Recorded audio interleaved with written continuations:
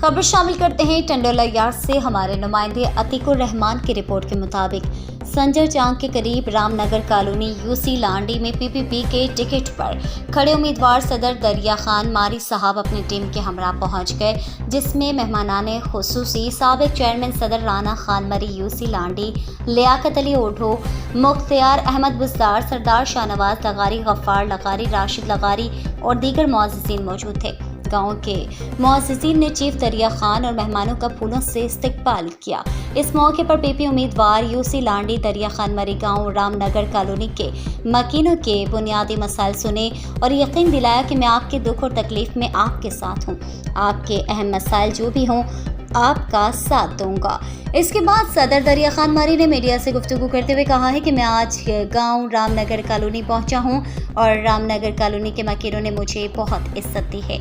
आखिर में प्रेम कुमार ने मेहमानों को अजरक का तोहफा पेश किया। Sindh press club टंडोला yard.